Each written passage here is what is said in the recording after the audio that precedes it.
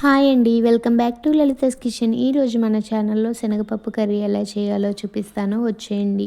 ఇంట్లో కూరగాయలు ఏమీ లేనప్పుడు ఇలా ఒక్కసారి శనగపప్పు కర్రీ చేసుకుని తినండి. నాన్ వెజ్ కూడా దీని పక్కన అవసరం లేదు, అంత టేస్టీగా ఉంటుంది. రైస్ చపాతీ దేంట్లోకైనా చాలా బాగుంటుంది.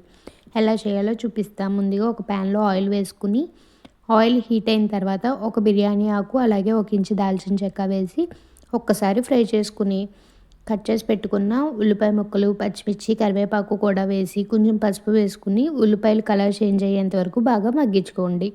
ఈలోపు ఒక మిక్సీ జార్లోకి చిన్నగా కట్ చేసి పెట్టుకున్న కొబ్బరి ముక్కలు అలాగే 2 టొమాటో ముక్కలు వేసి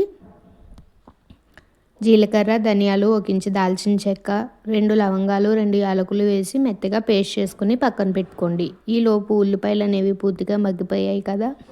ఇప్పుడు ఇందులో 1 స్పూన్ వరకు ఫ్రెష్గా దంచుకున్న అల్లం వెల్లుల్లి పేస్ట్ వేసి పచ్చివాసన పోయేంత వరకు బాగా ఫ్రై చేసుకోండి.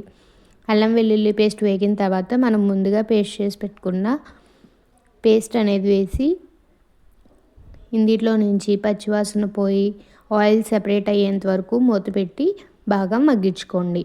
చూసారా, ఆయిల్ అనేది సెపరేట్ అయ్యింది. ఇప్పుడు ఒక్కసారి కలుపుకొని ఇందులోనే మీ రుచికి తగినంత కారం అలాగే ఉప్పు కూడా వేసుకుని ఒక్కసారి బాగా ఫ్రై చేసుకోండి.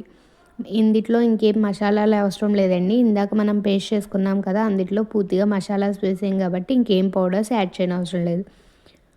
ముందుగా ఉడకబెట్టుకున్న పచ్చిశనగపప్పు వేసుకుని ఒక్కసారి బాగా కలుపుకొని మూత పెట్టి మరో 5 మినిట్స్ పాటు మగ్గించుకోండి.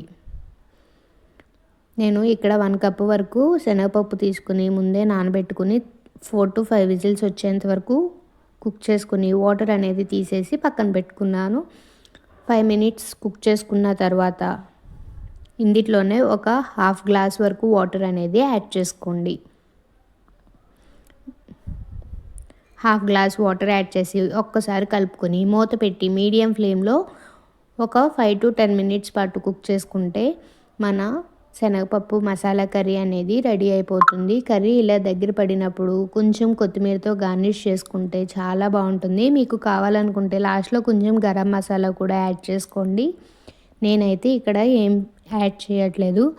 మీరు కూడా ఇంట్లో ఒక్కసారి ఇలా ట్రై చేయండి, చాలా టేస్టీగా ఉంటుంది. అంతే video. Bye bye. Thank you for watching. Please do like, share.